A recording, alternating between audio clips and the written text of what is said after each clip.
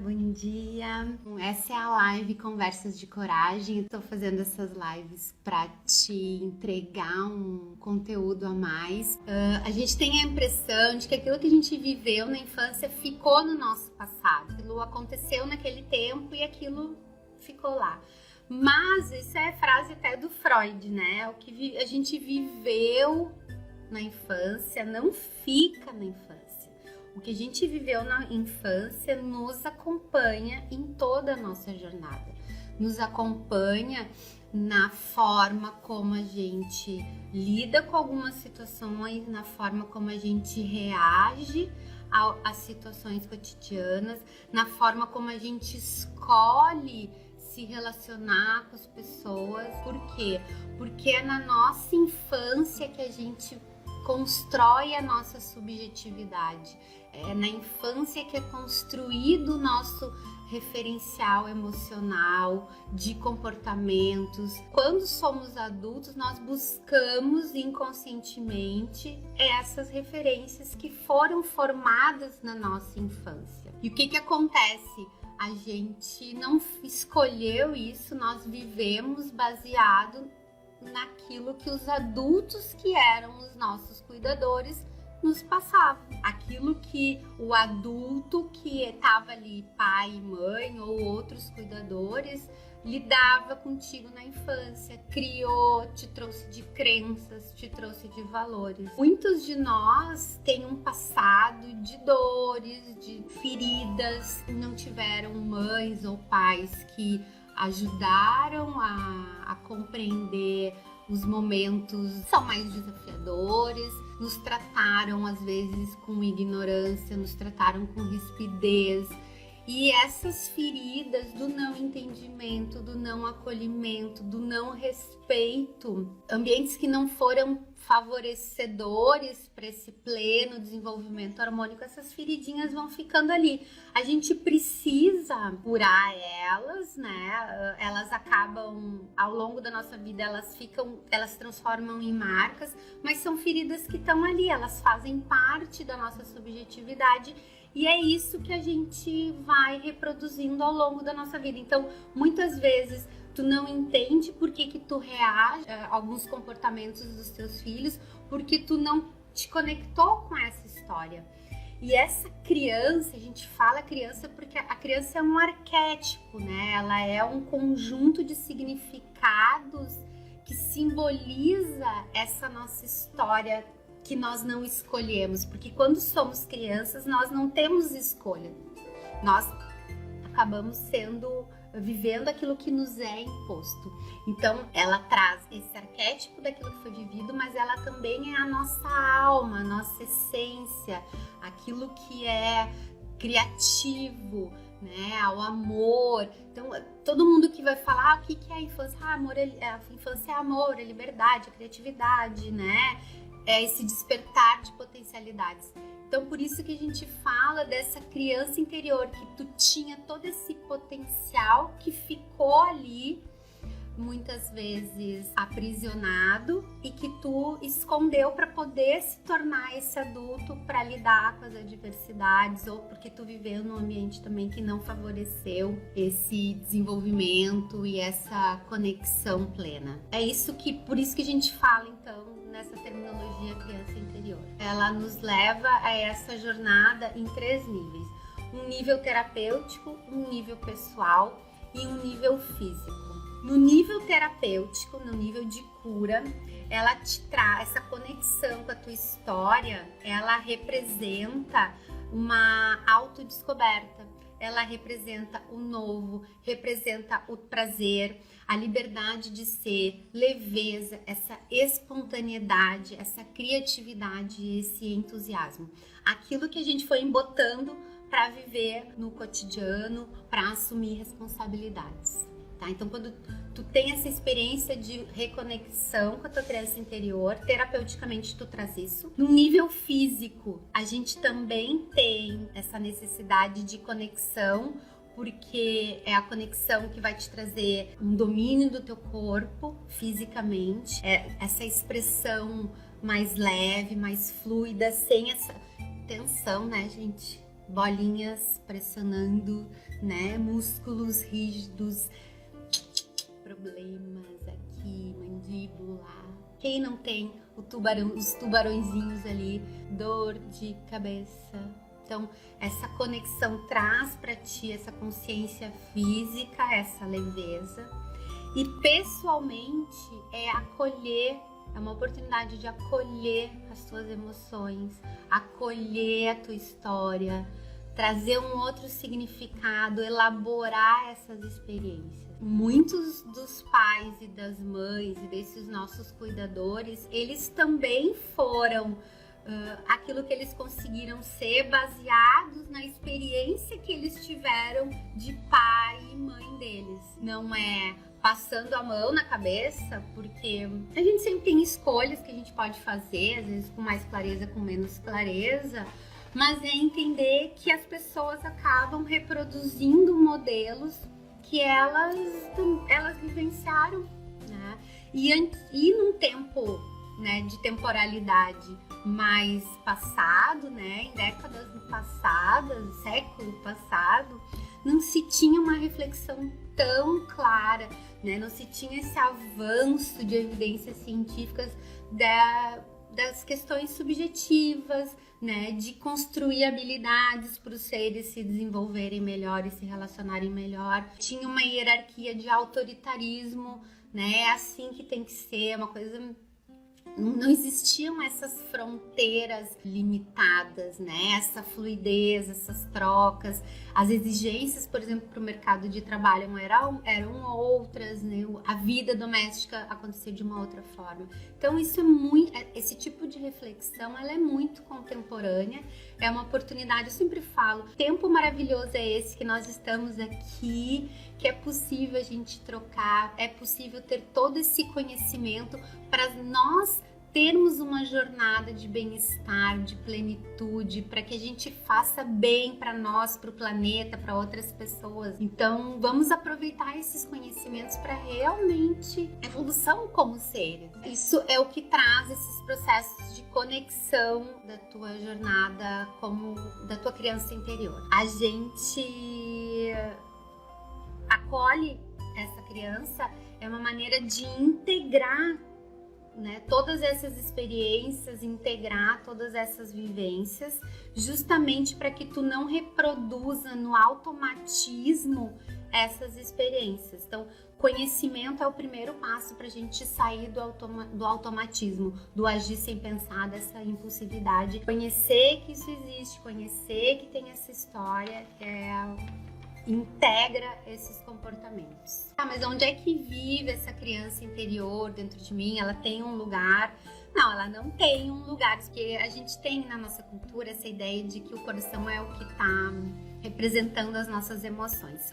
Na verdade, as nossas emoções, elas estão no cérebro, que é o órgão que controla as nossas emoções, os nossos sentimentos, né? O cérebro que é o comandante do nosso corpício, né? Ele é o órgão mais importante que a gente tem. É a partir dele que tudo funciona. Então, por isso que eu digo que é o conhecimento que vai te trazer esse entendimento da jornada e essa possibilidade, então, de tu enxergar e experimentar outros passos. Eu quero trazer 4 pontos que vão te beneficiar.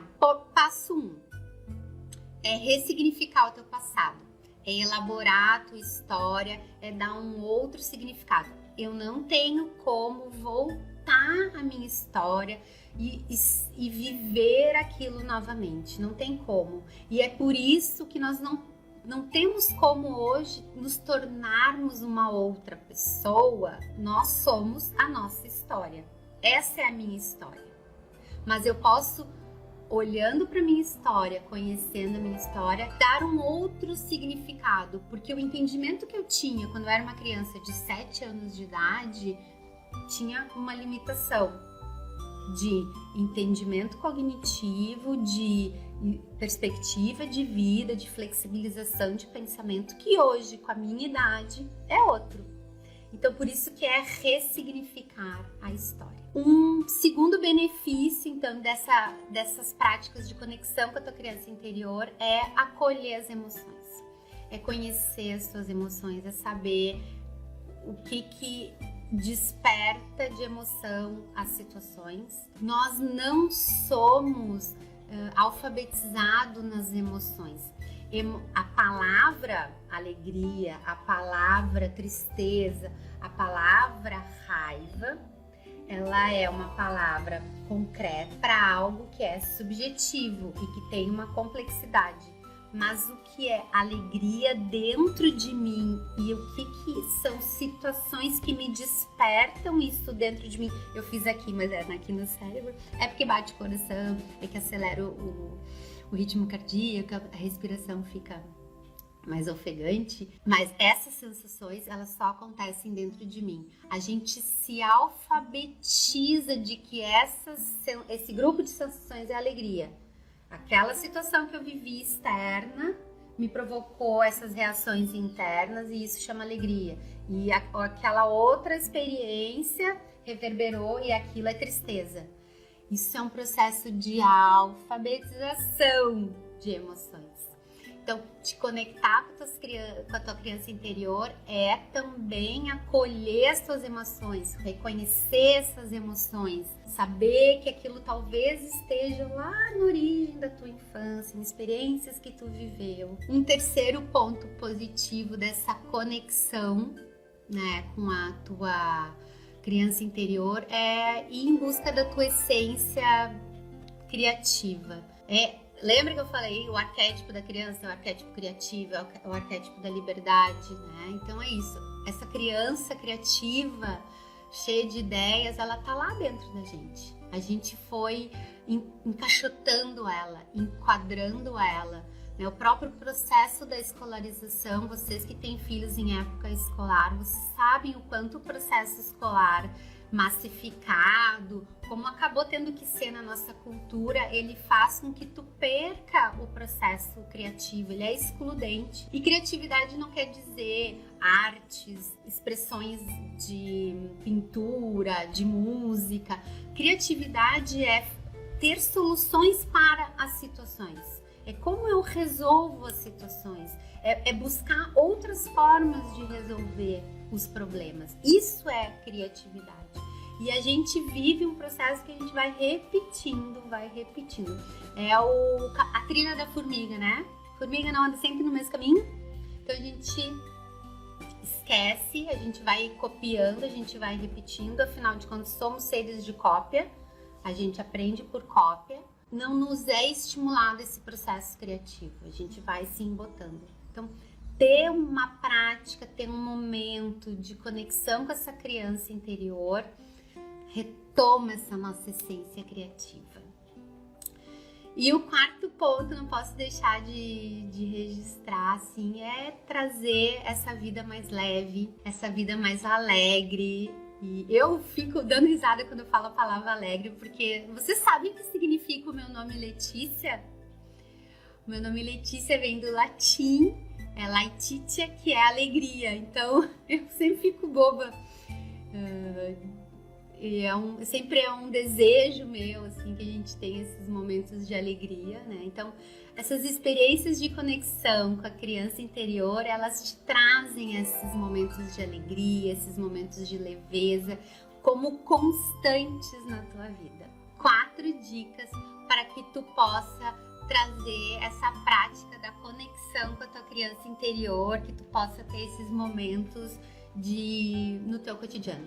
Gente, não é nada místico, não é nada mágico, é realmente um processo de autoescuta, é um processo de reconhecer aonde que tá essa criatividade, onde que tá essa pureza, onde que tá essa leveza. Não, eu não consigo, Letícia, tem um monte de coisa pra fazer. Sim, eu sei, tem um monte de coisa pra fazer. A gente tem coisa pra fazer todos os dias. Se eu não lavar a louça hoje, a louça vai estar ali amanhã, é certo. É certo que ela vai continuar estando ali amanhã. Mas se eu deixar essa louça um pouquinho acumulada de hoje para amanhã, mas se eu tiver um pouco mais leve, se eu enxergar que a minha criatividade está ali e que daqui a pouco eu tô ali exercitando um momento desses de meditativo, eu tenho uma ideia para uma outra solução. Eu não vou lá lavar essa louça acumulada de 2 dias um pouquinho mais satisfeita? Será que isso não vai acontecer? Eu sei que a gente tem as nossas rotinas, eu sei que as coisas precisam acontecer, mas exercitar algumas flexibilidades, por que tem que ser de determinado jeito? Por que a gente aceita algumas coisas sem questionar? É o meu papel aqui. Meu papel é provocar vocês, é tirar vocês do lugar, é plantar essas coisinhas aí na cabeça. Mas eu planto com amor, eu planto com carinho, com acolhida. Enxergue os pequenos momentos, aqueles pequenos milagres. Sabe aquela florzinha que começou a brotar, que tu achava que não ia sair dali? Então, aquilo ali é um pequeno milagre do teu dia a dia, né? Esses simples atos da vida, essas simplicidades, elas nos geram esses momentos de prazer. Não, é a beleza da natureza, é a beleza da essência humana. Segundo ponto, nós não precisamos nos comparar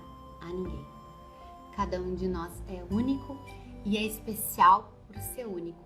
Não olha para a grama da vizinha, a não ser que seja para elogiar a dedicação dela, mas não olhar para essa grama para te comparar e para usar a régua dela para medir a tua vida. Cada uma de nós é original, é autêntica e é única. Então, quando vem esse desejo da comparação, quando vem esse ímpeto de olhar para o lado e dizer, pô, mas por que deu certo para o outro e para mim não deu? Não, mas eu sou única, eu sou autêntica. E eu sou plena naquilo que eu sou de verdade. Terceiro momento. Cuide de você, respeitar as tuas necessidades. Eu tenho falado muito disso, que mães não se priorizam porque sempre tem outras prioridades, né? A primeira prioridade é o seu filho, é o bem-estar do filho. Mas para que nosso filho fique bem, em primeiro lugar nós temos que estar bem. As máscaras de oxigênio no avião vão primeiro na gente para depois ir para os outros, porque primeiro eu preciso estar respirando para poder ajudar os outros a respirar. E o cuidar de mim é esse respirar, é esse momento onde eu respiro. Se é parar e tomar um copo d'água, é isso, eu já estou fazendo o meu autocuidado. Se é antes de dormir, passar um creme de mãos, porque álcool gel, lavando a mão 200 vezes, eu já tô fazendo isso, eu já tô exercitando esse momento. Eu cuido de mim, porque quando eu cuido de mim, eu cuido dos meus afetos. Quarto momento. Vamos viver o momento presente. Vamos estar aqui e agora. Eu tô aqui e agora com vocês, saboreando as nossas trocas. Aproveitando o momento que a gente está vivendo aqui. Em inglês tem uma palavra chamada mindfulness, que é essa prática do estar aqui agora. Em português é atenção plena. Eu digo que é estar presente. Então esteja presente naquilo que tu está fazendo. Eu estou lavando a louça, então eu vou lavar a louça. Eu estou conectada com a louça. Eu estou passando aspirador. Eu sei que tem gente aí que pode falar, tô passando aspirador, mas eu tô te escutando, Letícia. Tudo bem, nós somos múltiplas. Mas tenha momentos onde tu estás passando aspirador e a tua tarefa é passar o aspirador. Eu estou com o meu filho, eu estou com a minha filha, eu estou com os meus filhos, eu estou com eles, brincando com eles, enxergando o que eles querem. Eu não tô com eles e mais o celular e mais a gente mudando o canal. Momentos assim vão acontecer. Eu sei que vão acontecer. Tudo bem que vão acontecer. Mas tenha um momento desses na tua rotina, onde tu vai estar com atenção plena àquilo que tu estás fazendo.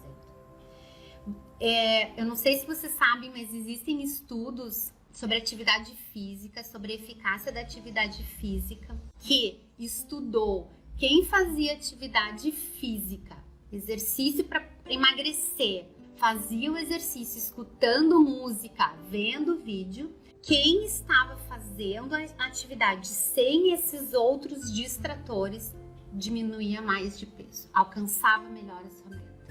Por quê? Porque toda a minha atenção, e eu tô contando para os meus cérebros, eu tô contando para as minhas moléculas qual é a minha intenção, qual é o meu objetivo, e elas vão trabalhar melhor. O cérebro escuta aquilo que tu pensa e ele vai buscar aquilo que tu tá pensando, aquilo que tu tá construindo. Se tu tá distraindo o teu cérebro com 1000 informações, sabe o que vai acontecer? Ele vai bugar, ele não sabe pra onde ir. Aí eu tô ansiosa, aí eu tô cansada, aí eu não sei mais pra onde que eu vou, eu não sei mais o que eu vou fazer. É o exercício de estar aqui no momento presente, viver o aqui e agora. Isso era o que eu tinha preparado para vocês hoje, para essa atividade extra, essa live Conversas de Coragem, edição extra, para vamos viver o momento presente, a gente trazer essa qualidade de vida para nós, né? O cérebro, ele buga.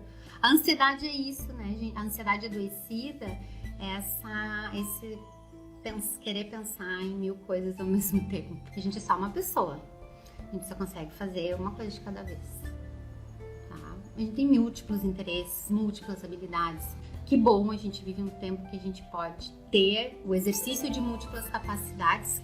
Algo que eu vivenciei, que eu achava que era abandono, por exemplo, e na verdade a minha mãe era em 2 empregos para poder me dar de presente a minha aula de balé. E que talvez eu guarde essa marca, né, de abandono, porque minha mãe trabalhava o dia inteiro fora. É enxergar hoje com o olho de adulto. Com o olho de criança eu me sentia abandonada, porque ela não estava nunca em casa. Eu via os amigos com mães. Eu morava num condomínio, muitas mães naquela época ainda não trabalhavam fora, só trabalhavam em casa, né? Então, assim, mãe sempre presente. Pra mim isso podia ser abandono, né? Poxa, eu também queria minha mãe. Na verdade, minha mãe estava trabalhando em mais de um emprego para me dar aula de balé, para poder pagar o uniforme do colégio, né? Para que a gente pudesse ter uma viagem de férias num hotel legal, num hotel bacana e todo mundo junto. Um carro com ar-condicionado aqui no Rio Grande do Sul, que faz toda a diferença no inverno para sair com criança. Então, isso é ressignificar, é olhar para aquilo que me trouxe uma marca de abandono, muitas vezes, mas hoje com o meu olho de adulto, hoje com a minha bagagem de adulta. E será que era isso mesmo que acontecia, né? Então, acho que isso é ressignificar, é enxergar a tua história de uma outra perspectiva, da nossa perspectiva de adulto.